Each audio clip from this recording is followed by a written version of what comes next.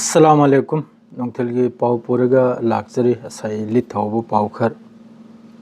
ngasi je khar saunangi kariga de gaza da oiriba hojiki phifam ja gaza hojikta mai brung hodna chaimni hojikta gaza sida israel gi tarafte hojik subleble panate gaza gi building madre de gaza gi micham asigi mathakta awaba piba strike tauba kap thilba subleble panate hojikta gaza da second gi paulaim second की पाव line में गजा मन में strike तो बसे building में फाव ले बिनते अदरे दे मखोई की G7 की मीटिंग दसो बस कंडेम खक्तनी एक नंबर द दो नंबर द गजा द होजिक इजराइल की तरफ तक जेनोसाइड अमसुंग नसल लोई थोकपगी चत्थ्रिब थौदोक आय आसे फावबा हायरम दे मखोइना हायरम मिसनबु 7 अक्टोबर द 2023 द हमास ना इजराइल द लान तौखद अदुनी मखोइना कंडेम तौरमिसे अदुगा सीमनी मखोइना हायरमिसे गजा गे नौना अमक्का गजा से नौना सेमगत सागलकपदा हमास की करीमता यावबि यारोइसिनी हमास की अदुगुम वादो हायरमिनी G7 द फमलेगा अदरेदी सोमना ईरान की तरफ ते किसु ईरान की सुप्रीम लीडर की स्टेटमेंट हम लाए न्यूक्लियर डील हौजिक के मखोई की यूरेनियम इनरिचमेंट असिगी माइकेदी यामना कन्ना ईरान से द पेसर से माइकई मेरी दगी अकलबन नंजलबा में यावरी है असिदा ईरान की सुप्रीम लीडर न हायरे इसनबो मखोई की थवाई निसीनी हौजिक के यूरेनियम इनरिचमेंट तौर से मखोई न्यूक्लियर साबगी नत्ते मखोई की बिजली पैदा तौबा मादरेदे अमा मद कानबा मखोई देश की अदुगी दमक्तनानी याम कन्ना अकलबो वानी मान हायरेदो दो सीरसु मखोई इनरिचमेंट तौबा प्रोग्राम है सिल्ली भाई चत्रे भाई मखोई लेप लोइसिनी सीरसु आहिगी दमक्ता मी लिसिंग मथवाई कत खरेसिनी शहीद ओई खरेसिनी ईरान की तरफ तैयारी से इंडोनेशिया की तरफ तगी लानमी लिसिंग कुल पीबगी दमक्ता रेडी ने गजा की हजिकी लान से लेप न भाईना गजा की मतेंगी दमक्ता इंडोनेशिया की तरफ तगी ने अदो हजिक तुर्की ने अमेरिका ने इंडोनेशिया ने पाकिस्तान ने सऊदी अरब ने कतर ने असी मखैसी लोइना इजिप्ट माद्रेदी अमा मसी और फंगखिबे मीटिंग सिदा डोनाल्ड ट्रम्प ना हारिसनबु असिदा मखोई लान से लेप होइना डोनाल्ड ट्रम्प ना लान लेपगी वाफम पुखलप खुदिंगी मान मरक्तगी अकाइब सूरिम नाबो मोइगी बीटो हैब्रे कइनो अदु तौरिम नाबो ओइमक्ना लान से लेपगी अगेंस्ट द बुटसी माइकईदा बुटसी पिरक कान माना लोइमक थुगारिम ना मादो ngaraang gi मीटिंग द्रमा मचिन मक थोक्तन हाइबि यारिमनि हजिक इजराइल नंग लान लेप होइन मान हाइबि लेप कनाबो माना दुदा हाइरिसिनबु अरब कंट्री मखै की फोर्स से चंगजल लेगा अदुगा गजा की कंट्रोल से लौरेगा अदुगा आईडीएफ की लानमी मखै से थोखिनबा लंबी म फातिबा अदुनि मान हारिसे डोनाल्ड ट्रम्प की तरफ तगी हजिक मोंग की स्टेटमेंट से मादुगा अदर यावरबा कंट्री मखैसिना सिसफायर सु तौहलबा ngami लोइमुक सु ngami सिना कनाय मथकता तारकले लोइबिदा लैरिबा थंगना जाना मखैद लोइन लंगजलकले मक्किदा डोनाल्ड ट्रम्प मान मरक्तै ना थोखरे मई थाबना मैना मान मई थारंबा अदुगुम्बा वादु हाइरकपै मतुंगदा अदुगुम्बा स्टेटमेंट दु थोगलपै मतुंगदासु लैरिबा कंट्री मखैसि तुमिन लैरिबने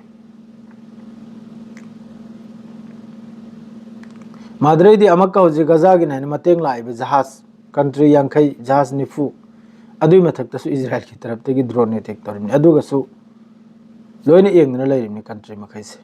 अदुम को याम कन्ना सोशल मीडिया ददि मोहैदु प्रोटेक्ट पिउ हाइना याम कन लाउरे मखोइ महैदु कदी थबुक नाबा येंगबा याददना इंसानियत की खातिर द नत्रो लाइदो अदुफाव खंगिद्रिम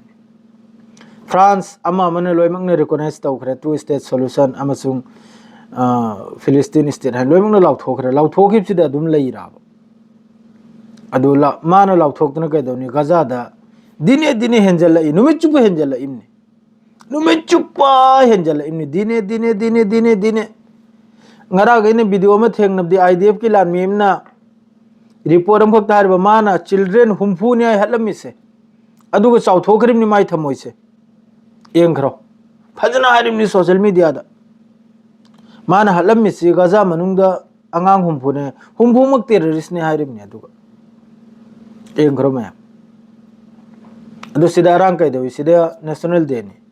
ꯑꯔꯥꯡ ꯈꯦꯛꯅꯕꯅꯦ ꯂꯥꯎꯅꯕꯅꯦ ꯁꯛꯅꯕꯅꯦ ꯑꯃꯅꯦ ꯑꯇꯨꯅꯦ ꯑꯇꯥꯅꯦ ꯃꯌꯥꯝ ꯑꯃꯅꯤ ꯁꯤꯗ ꯀꯔꯤꯝꯇ ꯋꯥꯈꯜ ꯂꯩꯕ ꯅꯠꯇꯦ ꯕꯁ ꯒꯖꯥꯒꯤꯗꯃꯛꯇ ꯍꯞꯇꯥꯗ ꯑꯣꯏꯔꯁꯨ ꯊꯥꯗ ꯑꯣꯏꯔꯁꯨ ꯗ꯭ꯔꯣꯟ ꯑꯃꯇ ꯑꯣꯏꯔꯁꯨ ꯀꯥꯞꯁꯤꯜꯂꯛꯏꯁꯦ ꯌꯃꯟ ꯈꯛꯇꯅꯤ ꯀꯩꯁꯨ ꯂꯩꯖꯈꯤꯗ꯭ꯔꯕ ꯑꯣꯟꯊꯣꯛꯅ ꯂꯥꯏꯔꯈ꯭ꯔꯕ ꯗ꯭ꯔꯦꯁꯅꯤ ꯃꯥ ꯈꯛꯇꯅꯤ ꯁꯣꯝꯗꯅꯕꯨ ꯑꯜ ꯀꯥꯁꯝ ꯕ꯭ꯔꯤꯒꯦꯗ ꯍꯃꯥꯁ ꯃꯈꯣꯏ ꯃꯈꯩꯁꯤꯅꯤ ꯒꯖꯥꯒꯤꯗꯃꯛꯇ ꯂꯥꯟ ꯇꯧꯗ꯭ꯔꯤꯁꯦ ꯑꯗꯨ ꯇꯧꯗꯕ ꯅꯠꯇꯦ ꯒꯖꯥ ꯃꯅꯨꯡꯗꯁꯨ ꯌꯥꯝ ꯁꯥꯊꯤꯅ ꯃꯐꯝ ꯆꯥꯕꯗ ꯑꯦꯝꯕꯨꯁ ꯇꯧꯔꯒ ꯑꯜ ꯀꯥꯁꯝ ꯕ꯭ꯔꯤꯒꯦꯗ ꯑꯣꯏꯒꯦꯔꯥ ꯍꯃꯥꯁ ꯑꯣꯏꯒꯦꯔꯥ ꯃꯈꯣꯏꯒꯤ ꯃꯔꯀꯥꯋꯥ ꯇꯦꯡ ꯑꯣꯏꯒꯦꯔꯥ ꯃꯈꯣꯏꯒꯤ ꯚꯤꯍꯦꯀꯦꯜ ꯑꯣꯏꯒꯦꯔꯥ ꯃꯌꯥꯝ ꯎꯔꯤꯗꯨꯅꯤ ꯃꯃꯥꯡꯉꯩꯗ ꯚꯤꯗꯤꯑꯣ ꯃꯤ 4 ꯀꯝ ꯇꯧꯔꯒ ꯁꯤꯈꯤ ꯃꯤ 2 ꯀꯝ ꯇꯧꯔꯒ ꯁꯤꯈꯤ ꯉꯔꯥꯡꯅ ꯑꯃ ꯀꯝ ꯁꯤꯈꯤ ꯍꯥꯏꯕꯗꯨ ꯂꯣꯏꯅꯃꯛ ꯎꯔꯤꯕꯅꯤ ꯃꯐꯝ ꯆꯥꯕꯗ ꯑꯗꯨ ꯑꯣꯏꯔꯁꯨ ꯑꯗꯨꯅꯕꯨ ꯂꯥꯟꯃꯤ ꯊꯦꯡꯅꯕꯅꯤ ꯅꯨꯡꯉꯥꯏꯇ꯭ꯔꯤꯁꯤꯅ ꯁꯤꯅꯤ ꯉꯁꯥꯏꯒꯤ ꯔꯦꯁꯤꯗꯦꯟꯇꯦꯜ ꯑꯦꯔꯤꯌꯥ ꯇꯝꯕꯨꯔꯒꯨꯝꯕ ꯇꯦꯟꯠꯒꯨꯝꯕ ꯃꯥꯗꯔ ꯍꯣꯁꯄꯤꯇꯥꯜ ꯍꯧꯖꯤꯛ ꯒꯖꯥꯗ ꯂꯩꯔꯝꯕ ꯍꯣꯁꯄꯤꯇꯥꯜ ꯃꯈꯩꯗꯨ ꯂꯣꯏꯅ ꯁꯥꯎꯠ ꯂꯣꯝꯗ ꯂꯣꯏꯅ ꯁꯤꯜꯈ꯭ꯔꯦ ꯑꯗꯨꯗꯁꯨ ꯉꯁꯥꯏꯒꯤ ꯍꯣꯁꯄꯤꯇꯥꯜꯒꯤ ꯍꯤꯗꯥꯛ ꯂꯧꯕ ꯆꯠꯄ ꯀꯥꯟꯗ इजराइल IDF की तरफ से कापतन हत्पा अदरेदी चाक लोफम द कापतन हत्पा सिगुम्बो थौदोक मयाम सु गजा मनुंग ओइराबा होजिक मियो एनिम सु गजा दा राफा दा चाक लोब जपदा कापतन हलिमनी IDF की तरफ से दो हॉस्पिटल पुनमक लोइना होजिक साउथ लोम द लोइन सिल्ले बॉर्डर लोम द राफा बॉर्डर लोम द अदरे अहोमदन होजि याम कन्ना अमका कनोम दा इस गजा रोम द याम कन्ना ग्राउंड ऑपरेशन तौरे जबलिया करा हरि मफम दुदा होम नकल दनी अदुना जबलिया लोरगा गजा लाइम गजा लोरगा राफा लोरगा होजि के साउथ गजा अखोइगी राफा बॉर्डर से लाखरिम नाब जबलिया से न होम नकल नाब नकलम दना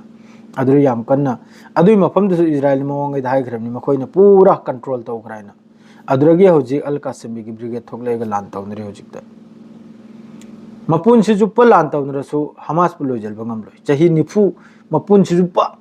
इजराइल ने लैरि फाउबा लान तौनरसु हमास पुलो ngамलोइ